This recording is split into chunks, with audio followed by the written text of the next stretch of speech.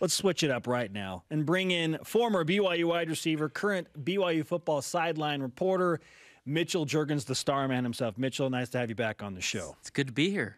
It's been a while. It has been a while. Do you want to get in on the tube sock conversation, or should we go somewhere else? I've got tube socks. Like I love tube socks. True tube socks. Well, I mean, like you said, so Johnny gave you some socks.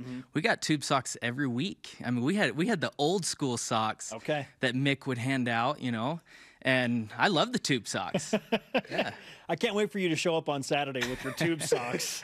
Put them over the pant leg. If I get the tube socks with the royal stripes that we saw in the preview. Oh yeah, you might do it. I'll wear them. Okay. Yeah. What do you think of the uniforms that in the field that everybody will see on Saturday? I'm jealous. I wish I could have played in those unis.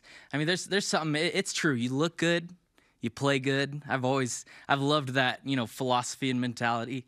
And so if I could put those uniforms on, I mean, I'm super jealous, but it's gonna look awesome. Oh, you've experienced a wideout scenario. In fact, it was probably your highest moment as a BYU Cougar, the catch against Boise State against a ranked team. And by the way, that Boise State team was ranked number 22, and in comes number 22, Washington, on Saturday.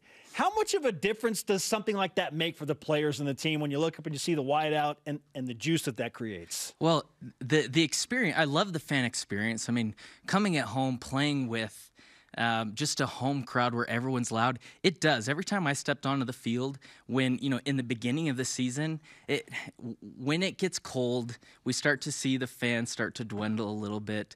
But early in the season, when it's packed, BYU, they're 2-1 off 2 big wins. There's going to be a lot of energy, and when you put on those new uniforms, step on that new field, they're going to have, you know, adrenaline like they've never had before.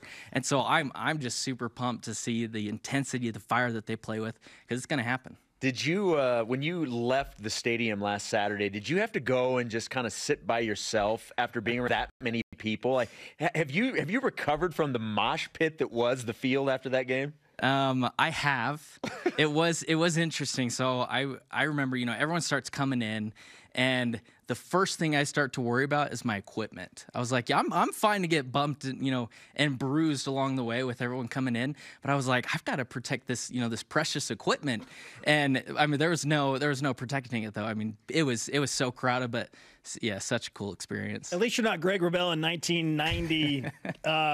Protecting the jetpack, right? 80 pounds of equipment around you. Looking like the Rocketeer.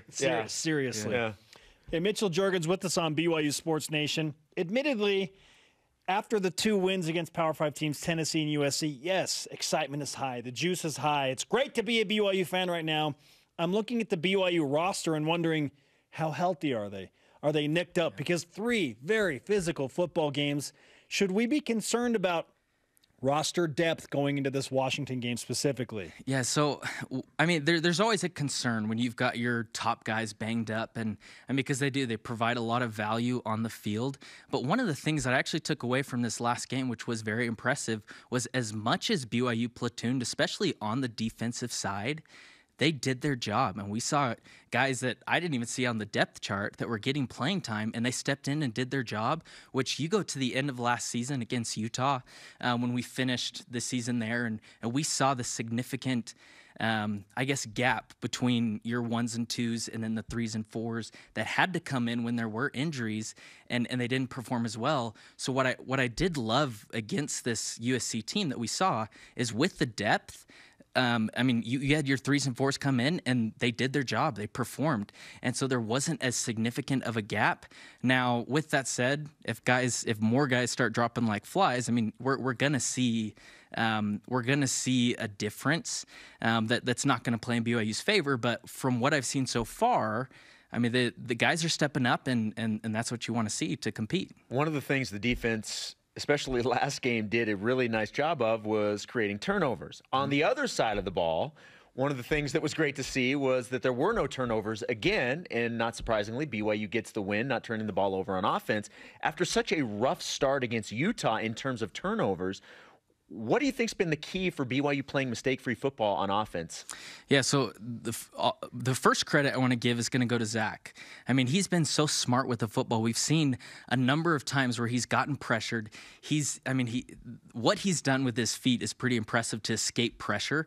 But it's after that I've been really impressed with, as he's got his eyes down the field, and instead, I mean, he'll hit the receiver if he's open, but if not, he's fine to take off and get maybe 1 to 2 yards. We saw him throw the ball away a couple of times, and so he's being very smart with the football, which is huge. And the second thing, last game we had 0 drops from the receivers, and you see a lot of interceptions and turnovers come from tipped balls, balls coming maybe too hot, and it goes through the receiver's hands and then into another defender. And so that's something that's been huge, is when receivers have had a chance to corral the ball and secure it, they've done it. And they did that last week. So 2 big things, Zach playing smart and the receivers catching the football. Okay, so the offense definitely holding up their part.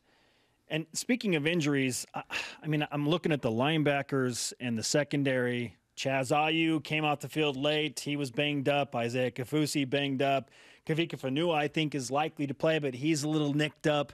And then the secondary, Zane Anderson didn't play last week. I don't know when or if he's going to play at any point the rest of this season. And then Sawyer Powell also nicked up. So at what point do we say, this is a problem? Well, I think you have to look at it also matchup based. Going against Washington, this is, if I'm going to express some concern, it's going to be this week against Washington. You look at their numbers that they've put up consistently over these 3 games, and they're averaging, I think it's 450 yards of total offense, putting up 39 points a game. I mean, that's a very high-powered offense. And when you look at the depth and the injury concerns that we have with the defensive side of the ball, from a matchup standpoint, there is area of concern with this matchup. But once again, I mean, it's a next man up policy, and if guys want to prove that they're capable to play, on BYU, this D1 team, then they've got to show up and prove that, hey, there's not going to be a difference between me and the guy before me. Let me prove that, right? And they need to have that mentality and attitude. The game against Washington last season was not very kind to BYU. How does this year's BYU team match up with the Husky team that'll be here on Saturday? I think this is the perfect time to play them. I mean, when you look at the matchup, BYU's coming off of 2 great wins. There's a lot of energy. We've got them at home. Last week, I was at that game, and that hands down has to be one of the loudest stadiums I've ever been in. And so from a home field advantage standpoint, Washington clearly had the advantage last year. Just the experience was unreal. I mean, it was so loud. There were third downs, fourth downs that I couldn't hear myself speaking as I was trying to just test the noise of the crowd. And now we've got them in our house, and so that's a huge advantage. I think our offense has proven that now we can score the ball. I mean, against Utah, we struggled to move the ball, consistent first downs, and then once we get into the end zone or the red zone, blue zone, I should say. Thank you. There we go. I'm going to correct myself a couple times. Once we got into the blue zone, we couldn't put it into the end zone, couldn't punch it in. But we've seen that change in the last 2 weeks. And so from this standpoint, Washington, they are susceptible to, they didn't play their best game against Cal. And I view us, or BYU as a team that can pull, not the best out of certain teams. And so, I love the matchup. I like when we have them. Going in 2-1, and once again, kind of our backs against the wall. We are the underdog, and I think BYU plays with a chip on the shoulder and comes out and overperforms in these types of games. Mitchell Juergens with us on BYU Sports Nation. This Washington team will play their first road game of the season in Provo. That sounds familiar, right? In week 4, okay? Yeah, so it does sound familiar. But you mentioned that BYU's got them on their home field. Up until last week, BYU had kind of been in this weird state of not playing their best football at home. Right. Has one game shifted everything? Is the home field advantage back against a team like Washington? I think so. And the reason why is I just look at – I'm almost comparing this to last year's. And we go into Washington again, and my concerns, they'll rise just because of that experience and that atmosphere. And so by bringing them here to Provo, it's only plays in BYU's favor because of just the magnitude of what that stadium brings and how well they play at home for a Washington team. So just comparing the two scenarios, I think, this year versus last year, we definitely have the advantage this year. All right, Mitch, great to talk to you, man. Yeah. I hope you're star manning in the end zone as an analyst after the game. Give me my tube socks and I'll do it. Yes.